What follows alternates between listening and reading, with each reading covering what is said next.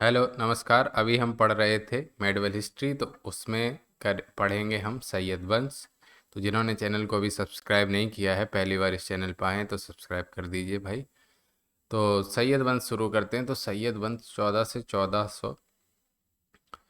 1451 तक चला और ये मोहम्मद साहब के वंशज थे।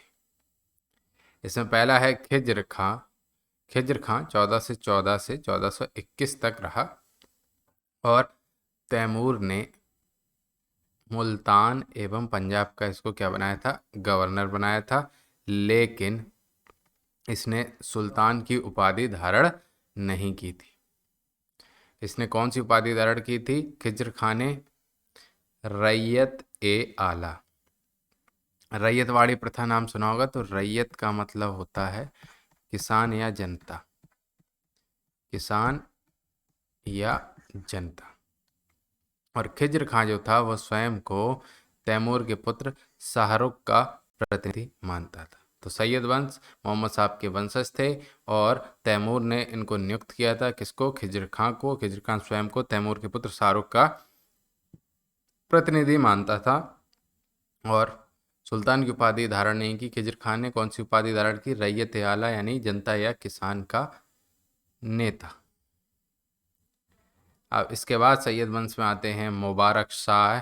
और उसने कौन सी उपाधि धारण की? नाम से ही देख लो, मुबारक शाह 1421 से 1434 तक रहा। शाह की उपाधि धारण की। देखिए अभी टेंशन मत लीजिए अगर याद नहीं हो रहा है।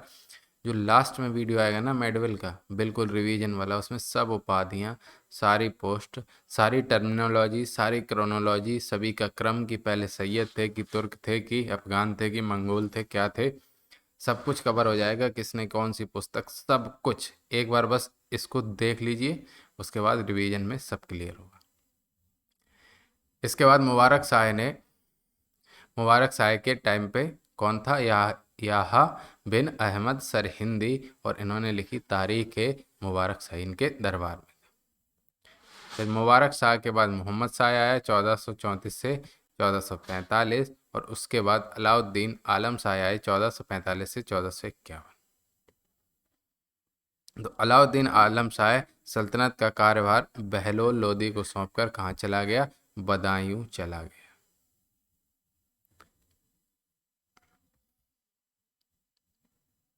इसके बाद आता है लोदी वंश। लोदी वंश 1451 से 1526 ईस्वी तक रहा।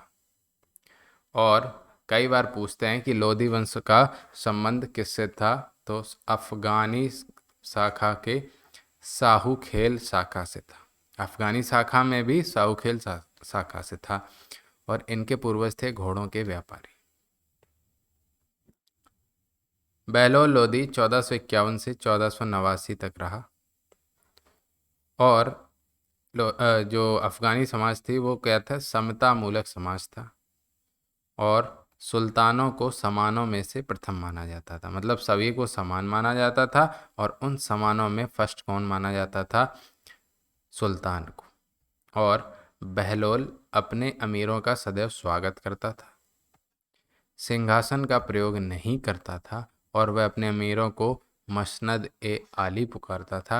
और बहलोल लोदी ने जौनपुर को जीत लिया और इसने बहलोली सिक्के चलाए और जो मुगल काल तक मान्य रहे।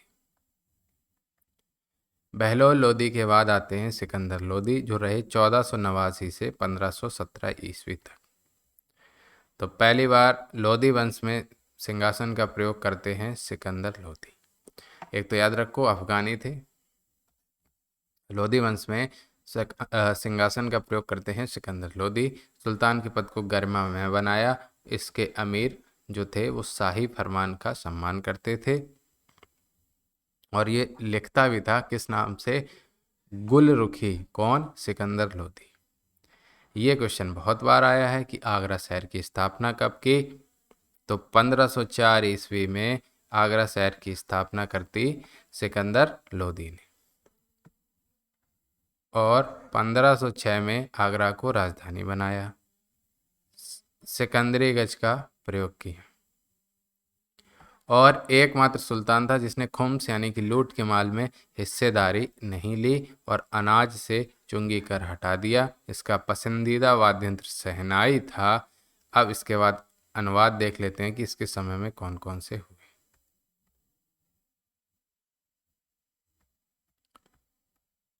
अनुवाद लज्जत ए सिकंदर शाही नाम से हुआ। ये हुआ संगीत ग्रंथों का फारसी में अनुवाद। और फरहंग ए सिकंदरी ये हुआ आयुर्वेद ग्रंथों का फारसी में अनुवाद। और सिकंदर लोदी का कथन क्या था कि यदि मैं मेरे गुलामों को पालकी में बिठा दूं तो अमीर उसे उठाने से इनकार नहीं करेंगे, मतलब मेरी बात नहीं काटेंगे। अब सिकंदर लोदी की धार्मिक नीति देख लीजिए। तो इसने एक ब्राह्मण को मृत्युदंड दिया, पुरी के जगन्नाथ मंदिर को तोड़वाया, ज्वाला देवी मंदिर को तोड़वाया, पुरी के जगन्नाथ मंदिर को तोड़वाया, ब्राह्मण को मृत्युदंड दिया, ज्वाला देवी मंदिर को तोड़वाया और ज्वाला देवी मूर्ति के टुकड़ों को कसाईयों में वितरित करवाया और महिलाओं को मजार के जाने पर रोक लगा दी। इसका मतलब ये कट्टर था, सहिष्णु तो नहीं था और हिंदू धर्म से विशेष नफरत रखता था। अब आता है इब्राहिम लोदी। सिकंदर लोदी के बाद आता है इब्राहिम लोदी। इब्राहिम लोदी रहा 1517 से 1526 ईस्वी तक। उसने अपने व्यवहार से अमीरों को नाराज कर दिया। दौलत खां लोधी जो पंजाब का गवर्नर था, उसने बाबर को भारत पर आक्रमण हेतु आमंत्रित किया और उसके साथ साथ अमीर खां लोधी भी इस षड्यंत्र में शामिल था, दौलत खां लोधी का चाचा। और इब्राहिम लोदी का कथन था, मेरे अमीर मेरे शाही खेमे का सम्मान करते हैं। इसके बाद इब्राहिम लोदी पानीपत का प्रथम युद्ध लड़ता है 1526 में। इब्राहिम लोदी और बाबर के बीच होता है और इब्राहिम लोदी पराजित हो जाता है और युद्ध के मैदान में मारा जाता है 1526। यहीं से लोदी वंश का एंड हो जाता है।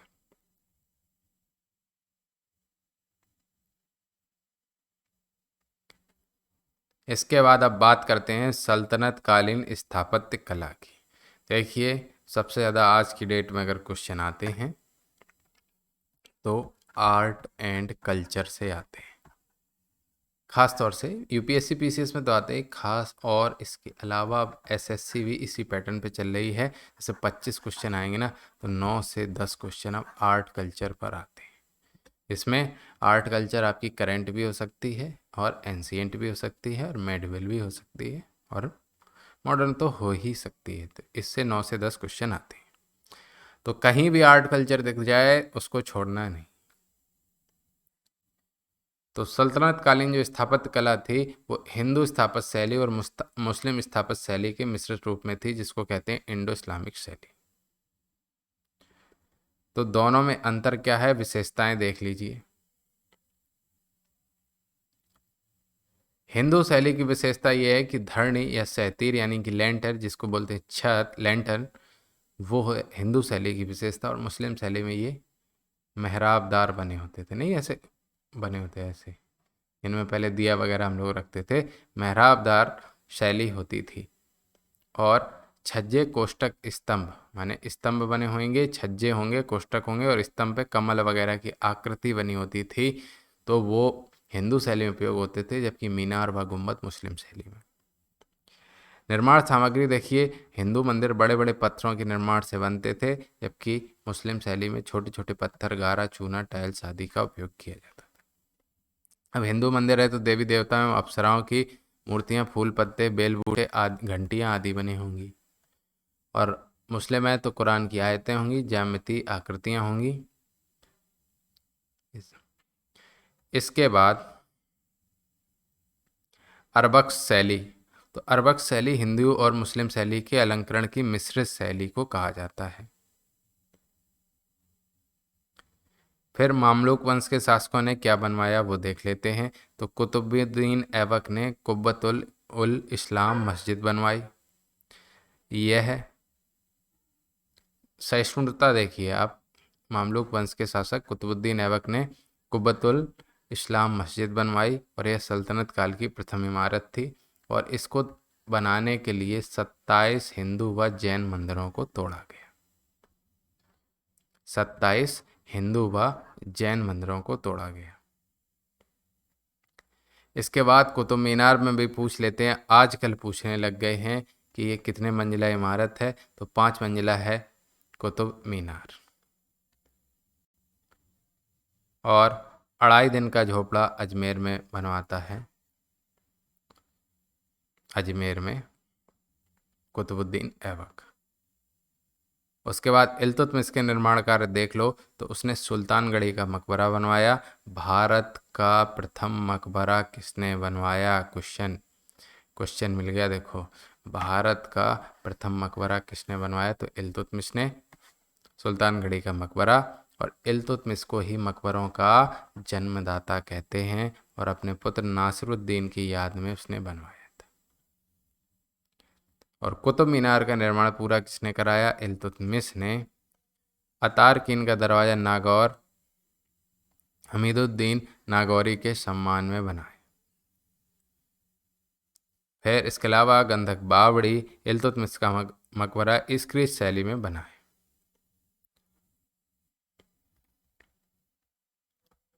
और बदायूं में 2 इमारतें बनवाई, जामा मस्जिद और ईदगाह मस्जिद। जामा मस्जिद और ईदगाह मस्जिद। अब बलवन की इमारतें देख लो, तो लाल महल, बलवन का मकबरा, प्रथम शुद्ध इस्लामिक शैली में निर्मित मेहराब। देखो, मेहराब बने इल्तुतमिश के समय, मकबरे, लेकिन प्रथम शुद्ध इस्लामिक शैली में निर्मित मेहराब ये बने बलवन के समय। इसके अलावा बलवन ने बनवाया लाल महल और बलवन का मकबरा। ज़्यादा बलवन ने इसलिए नहीं बनवाया, वो लड़ाई विद्रोह और विद्रोह को निपटाने में ज़्यादा उसने रुचि ली। अब आते हैं खिलजी वंश की स्थापत्य कला में। तो खिलजी कालीन इमारतों पर अत्यधिक सुंदर अलंकरण का कार्य किया गया है, और इसका मतलब हुआ, देखो, कहीं पे भी अत्यधिक सुंदर बना होगा तो समझ में आता है कि उस समय अमीर होगा, तभी ये फुर्सत में ये सब काम होते हैं, कि उस समय आर्थिक स्थिति अच्छी थी।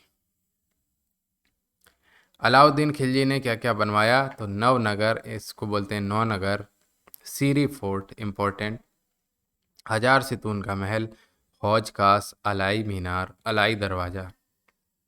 वैज्ञानिक दृष्टिकोण से निर्मित प्रथम गुंबद कौन सा? अलाई दरवाजा, ये भी इम्पोर्टेंट है, ये बनाया अलाउद्दीन खिलजी ने। इसके अलावा नौनगर, सीरी फोर्ट, 1000 सितून का महल, हौज खास, अलाई मीनार।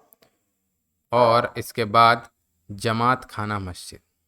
जमात खाना मस्जिद शुद्ध इस्लामिक शैली में निर्मित प्रथम इमारत थी। जमात खाना मस्जिद भी एक समय की इमारत थी, जो शुद्ध इस्लामिक शैली में निर्मित प्रथम इमारत कौन सी थी? तो जमात खाना मस्जिद। इसके बाद मुबारक खिलजी, तो ऊखा या फिर ऊखा मस्जिद बयाना में बनवाई, और इसका जो था क्या पहले, ये था ऊषा मंदिर, तो ऊषा को कर दिया उन्होंने ऊखा और मस्जिद बना दी। कुछ नहीं करते थे, देखो, गुंबद एक सा, ठीक, इधर पर त्रिशूल वगैरह लगे होते थे और कलश, तो त्रिशूल कलश हटा दिया और यहाँ पर चांद सितारे लगा दिए, बन गई मस्जिद। बोले हमने बनवा दिया। हम बहुत अच्छे निर्माणकार हैं, वास्तुकला में तो हम बहुत अच्छे हैं। केवल ऊपर से कलश हटाया और कलश की जगह चांद तारे लगा दिए। बोले किसने बनवाया? बोले मुबारक खिलजी ने ऊषा मंदिर का निर्माण कराया। इसके बाद तुगलक वंश ने क्या बनवाया, ये भी देख लेते हैं। तो तुगलक काल में इमारतों की मजबूती पर अधिक ध्यान दिया गया है, और अलंकरण का अभाव, मतलब सजावट पर ध्यान नहीं दिया गया है, मजबूती पर ध्यान दिया गया। गयासुद्दीन तुगलक ने तुगलकाबाद का किला, जिसे 56 कोट भी कहा जाता है, तुगलकाबाद को के किले को 56 कोट भी कहा जाता है, और सलामी शैली में बनाया गया है, जो रोमन शैली से प्रभावित है, यानी कि ढलवा दीवारें, इस तरह की ढलानदार दीवारें बनाई जाएंगी तो वो कौन सी शैली पर आधारित होंगी? रोमन शैली पर। और 56 कोट भी कहा जाएगा किसको? तुगलकाबाद के किला को। इसके अलावा गयासुद्दीन तुगलक का मकबरा है जो कृत्रिम झील में बना हुआ है। इस पर हिंदू प्रभाव दिखाई देता है। इस पर कलश एवं आमलक बने हुए। देखिए कुछ नहीं बनवाया, जो था उसी में बताया था, ऊपर से बस टोपी हटा दी। टोपी हटा दी माने कलश हटा दिए और वो लगा दिए और उसी में खुद को दफन करा दिया। मंदिर जहाँ मिल गए, बनी बनाई चीज़ पर अपना पेटेंट दिखा दिया कि बोले बस मैंने बनवाया। फिर बात करते हैं मोहम्मद बिन तुगलक की। तो उन्होंने जहाँपना आदिलाबाद का किला बारह खंबा इसे धर्मनिरपेक्ष इमारतें कहा जाता है और सतपुल का निर्माण कराया। फिरोज तुगलक याद रखना, फिरोज शाह कोटला, फिफ्थ दिल्ली, खिड़की मस्जिद ये भी इम्पोर्टेंट, और बेगमपुरी मस्जिद, काली मस्जिद। फिरोज शाह कोटला, फिफ्थ दिल्ली, खिड़की मस्जिद या खिड़की मस्जिद, ASI को यहाँ से क्या मिले हैं? सिक्के, बेगमपुरी मस्जिद और काली मस्जिद। कला मस्जिद, कुस्क ए शिकार मस्जिद। तो मस्जिदों का काल फिरोज शाह तुगलक। फिरोज शाह तुगलक के बारे में हमने बताया था, उसकी माँ हिंदू थी, इसलिए वो यह दिखाना चाहता था कि वो असली मुसलमान है, हाइब्रिड नहीं है, इसलिए उसने और ज़्यादा इस्लामिक तौर तरीक़ों को अपनाया। इसके अलावा उसने अपने वजीर खान ए जहाँ तेलंगानी का मकबरा बनवाया, जो तेलंगाना का ब्राह्मण था। तो यह मकबरा भारत का प्रथम अष्टकोणीय मकबरा है। कौन सा? खान ए तेलंगानी का मकबरा। किसने? फिरोज शाह तुगलक। और उसका निर्माण कराया जौना खान ने। उसके समय का मकबरा है, लेकिन निर्माण किसने कराया? जौना खान ने। और फिरोज शाह तुगलक ने यह भी बहुत इम्पोर्टेंट है कि टोपरा व मेरठ स्तंभों को अशोक के दिल्ली में स्थापित करवाया।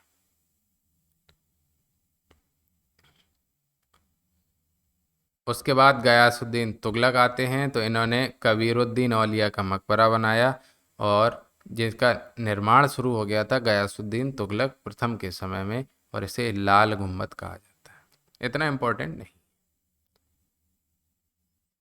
फिर सैयद वंश की बात करते हैं। तो सैयद काल व लोदी काल को मकबरों का काल कहा जाता है।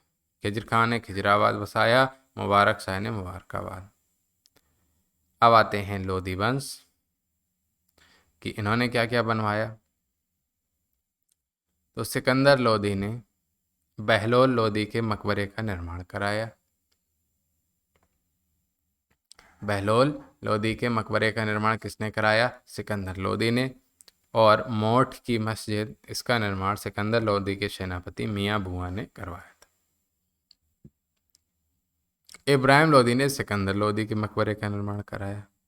और प्रथम इमारत जहाँ पर दोहरे गुंबद, अभी तक क्या था? एक गुंबद बना देते थे, अब डबल गुंबद का निर्माण हो रहा है। किसके मकबरे में? सिकंदर लोदी के मकबरे में। और इसको बनवाया किसने था? इब्राहिम लोदी ने। तो प्रथम इमारत जहाँ दोहरे गुंबद का निर्माण होगा वो थी सिकंदर लोदी का मकबरा, और बनवाई थी इब्राहिम लोदी ने। ये याद रखना है। और लोदी काल की अन्य प्रमुख इमारतें: बड़े खां का मकबरा, छोटे खां का मकबरा, दादी का मकबरा, पोता पोती का मकबरा। अरे यार, ये सब घर वालों के नाम पे रख दिए ना। बुआ फूफा का मकबरा कुछ भी बना ले, मतलब यही नाम है, क्या करें।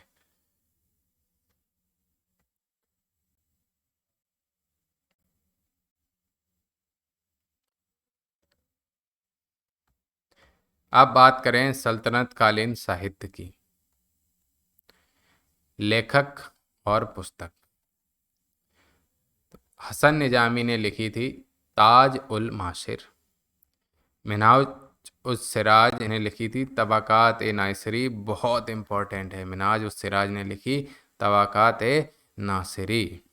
और अमीर खुसरो, इनको तो आप कैसे भूल सकते हैं। तो अमीर खुसरो कश्मीर की प्रशंसा करते हैं, उसमें लिखते हैं गर फिरदौस बर रहूं जमी अस्त, अमी अस्तो अमी अस्तो अमी अस्त। मतलब धरती का स्वर्ग यदि कहीं है तो वो यहीं है, यहीं है, यहीं है।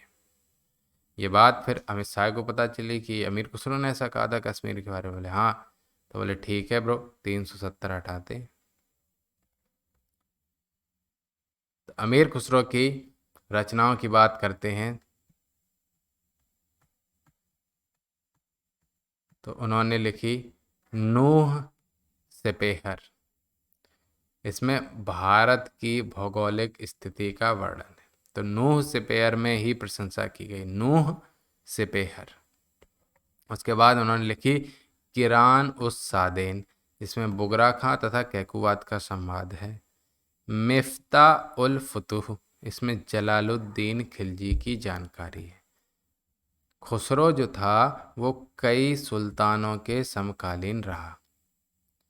इसके बाद खजाइन उल फुतू, खजाइन उल फुतू तारीख अलाई, जिसको अलाउद्दीन खिलजी की जानकारी मिली। तो अभी देख लो, कैकुबात का संवाद बुगरा खां का, जलालुद्दीन खिलजी की जानकारी, अलाउद्दीन खिलजी की जानकारी, और फारसी साहित्य में पहली बार जौहर शब्द का उल्लेख भी किया है। किसमें? ये इम्पोर्टेंट है, खजाइन उल फुतू, जिसमें हम्मीर की बेटी ने जल जौहर किया था। इम्पोर्टेंट है, हम्मीर की बेटी ने जल जौहर किया था।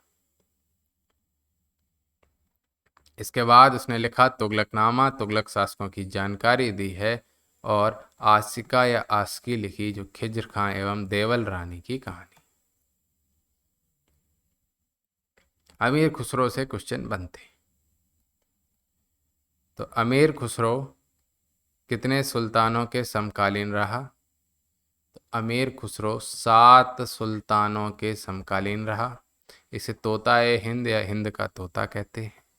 किसका शिष्य था? निजामुद्दीन औलिया का। और वह पहला व्यक्ति था जिसने अपनी रचनाओं में हिंदी लोकोक्तियों और मुहावरों का प्रयोग किया।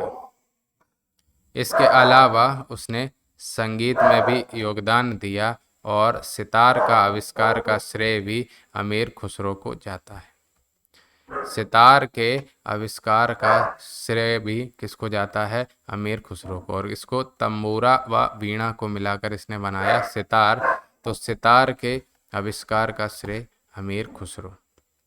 कव्वाली तराना जैसी गायन शैली भी किसने प्रारंभ की? अमीर खुसरो ने। और गज़ल तथा ख्याल जैसी गायन शैली को भी विकसित किया। सारी चीज़ें इंपॉर्टेंट हैं, अमीर खुसरो ने। अब बात कर लेते हैं कि सल्तनत काल के प्रशासन के बारे में। अभी तक तो हम लोग ऊपर ऊपर देख रहे थे, अब देखते हैं, अभी तक हमने इनका देख लिया आर्ट कल्चर, अब देखते हैं पॉलिटी यानी कि इनका प्रशासन। तो सुल्तान जो था वो केंद्रीकृत, निरंकुश, वंशानुगत, राजतंत्रात्मक शासन व्यवस्था में विश्वास रखता था। और सिद्धांत क्या था कि सुल्तान खलीफा का प्रतिनिधि होता था, लेकिन व्यवहारिक रूप से वह स्वतंत्र शासन करता था। उसकी सहायता के लिए एक मंत्रिमंडल होता था जिसे मजलिस ए खलवत कहा जाता था। इंपॉर्टेंट है, मजलिस ए खलवत किसे कहा जाता था? सुल्तान की सहायता के लिए मंत्रिमंडल को। वजीर जो होता था वो वित्त मंत्री होता था। और वजीर के अधीनस्थ कौन कौन होते थे? तो देख लीजिए, मुशर्रिफ ए मुमालिक, मुशर्रिफ ए मुमालिक यानी कि महालेखाकार, और मुस्तौफी ए मुमालिक यानी कि महालेखा परीक्षक। ये वजीर के अधीनस्थ होते थे। याद रखनी है सब टर्मिनोलॉजी, कि मुशर्रिफ ए मुमालिक महालेखाकार, और मुस्तौफी ए मुमालिक यानी कि महालेखा परीक्षक। दीवान ए इंसा कई बार आया है। दीवान ए इंसा ये था पत्राचार विभाग का प्रमुख, और दीवान ए बरीद ये गुप्तचर विभाग का था, और दीवान ए अर्ज ये भी कई बार पूछा है, सैन्य विभाग का प्रमुख था।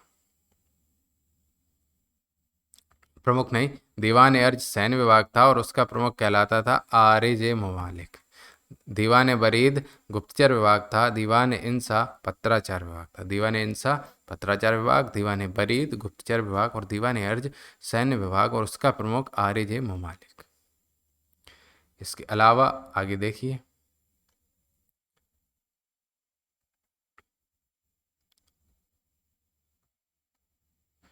दीवान अमीर को ही कुछ याद रहे ना रहे, ये याद रहे कि दीवान अमीर को यानी कि कृषि विभाग और दीवान मुस्तकराज यानी कि राजस्व विभाग, दीवान रसालत यानी कि विदेश विभाग और दीवान नजर होते ना, नजरें भेंट करना, तो उपहार विभाग, और दीवान वकूफ ये था व्यय विभाग। दीवान वकूफ व्यय विभाग, दीवान नजर उपहार विभाग, दीवान रसालत विदेश विभाग, दीवान मुस्तकराज राजस्व विभाग और दीवान अमीर को ही कृषि विभाग। दीवान अमीर को ही याद रखना कृषि विभाग और दीवान मुस्तकराज याद करना राजस्व विभाग।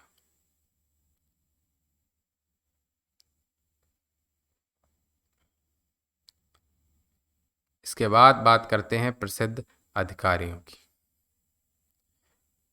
तो अमीर ए शिकार जो होता था वो होता था प्रमुख शिकार अधिकारी, और अमीर ए आखुर कई बार पूछा है, अमीर ए आखुर, खुर से याद रख लेना, खुर जानवरों में होता है, तो अमीर ए आखुर अश्व अधिकारी, और अमीर ए हाजिब सुल्तान का निजी सहायक यानी कि पर्सनल असिस्टेंट, पीए टाइप मान लीजिए अमीर ए हाजिब, और अमीर ए मजलिस यानी कि शाही दावत की व्यवस्था करने वाला, वकील दर शाही महल की आवश्यकताओं की पूर्ति करने वाला।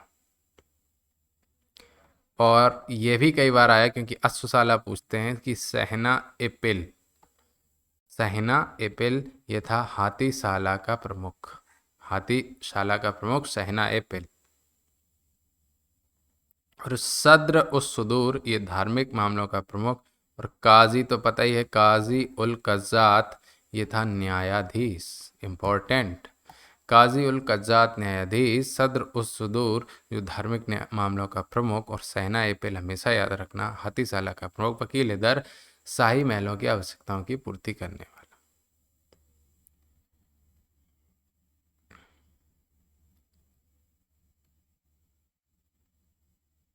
अब बात करते हैं प्रांतीय प्रशासन की। तो एकता व्यवस्था प्रचलित थी, इक्तेदार एकता वाले इक्तेदार या वली कहलाते थे, और वजे यानी कि छोटी एकता इसको बोलते थे वजेदार। सैन्य प्रशासन ध्यान रखने वाली बात है कि कैसे क्या था। तो हस्म ए कल्ब थी केंद्रीय सेना, हस्म ए अतराफ ये थी प्रांतीय सेना, सवार ए कल्ब क्या थी घुड़सवार सेना, और खास ए खैल ये थी अंगरक्षक सेना। ये नाम याद रखो, खास ए खैल अंगरक्षक सेना, सवार ए कल्ब घुड़सवार सेना, हस्म ए अतराफ यानी कि प्रांतीय सेना, और हस्म ए कल्ब यानी कि केंद्रीय सेना। हमने कैसे याद रखा हुआ है, ये कल्ब से हमने याद रखा है का से कार यानी कि केंद्रीय सेना, और सवार एक कल्ब सवार से ही पता चल जाता है घुड़सवार, खास तो अंगरक्षक ही होगा, और हस में अतराफ बचा तो प्रांतीय सेना अपने आप याद हो जाएगा, क्योंकि हस में कल्ब तो केंद्रीय सेना होती। तो नियमित सेना का गठन कर दिया अलाउद्दीन खिलजी ने, और मोहम्मद बिन तुगलक ने दशमलव पद्धति पर सेना का गठन किया था, इम्पोर्टेंट है, यानी कि 10 सवार पर एक सरे नौबत सरे खेल होता था, और 10 सरे नौबत पर एक सिपह सालार होता था, और 10 सिपह सालार पर एक अमीर, और 10 अमीरों पर एक मालिक, और 10 मालिक पर एक खान। तो सबसे बड़ा हो गया यहाँ पर खान। दशमलव मतलब 10-10-10 का अंतर, 10 सवार एक सरे नौबत या सरे खेल, एक सरे या नौबत 10 हो गए तो एक सिपह सालार, और सिपह सालार से बनते अमीर, अमीर को जोड़ के बने मलिक, और मलिक के जोड़ के बने खान। ठीक।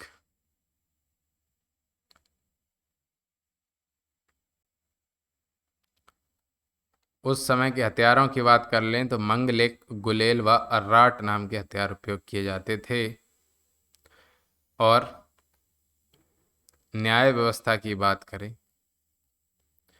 कि कौन कौन होते थे, तो जो सर्वोच्च न्यायाधीश, तो सबसे निर्णय सर्वमान किसका, सुल्तान का, और प्रधान न्यायाधीश काजी होते थे। न्याय विभाग का प्रमुख भी काजी हुआ करता था, और काजी किसकी सहायता से न्याय करता था, मुफ्ती की सहायता से, इम्पोर्टेंट है।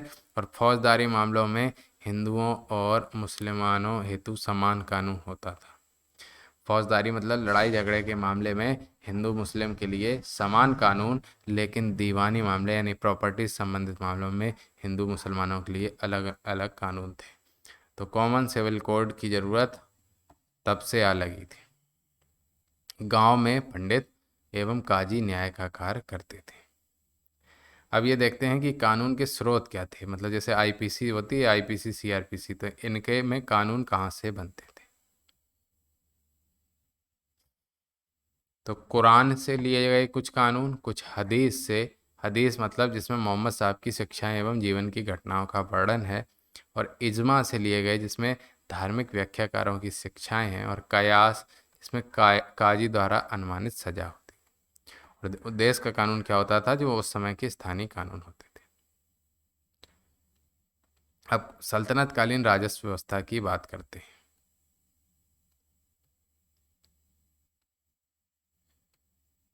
भू राजस्व कर, लैंड रिवेन्यू टैक्स, राजस्व का सबसे प्रमुख स्रोत था, और राजस्व वसूलने की पद्धति बटाई कहलाती थी।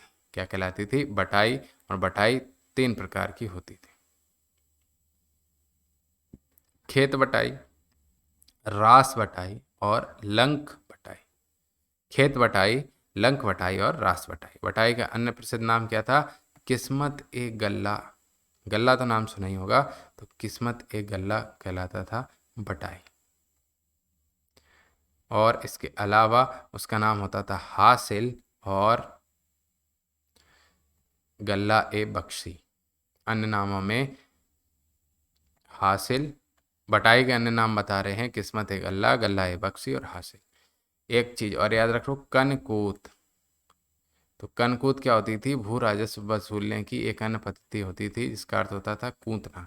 कूतना मतलब अनुमान लगाना। और सल्तनत काल में शराब बनाने की आसवन विधि का प्रारंभ हो गया, और कागज बनाने की विधि तुर्कों ने आरंभ की थी। कलई विधि यानी कि बर्तनों को चमकाने के लिए जो कलई की जाती है बर्तनों पर, वो भी प्रारंभ हो गई थी सल्तनत काल के समय। तो कागज बनाने की विधि तुर्कों ने आरंभ की थी, याद रखोगे।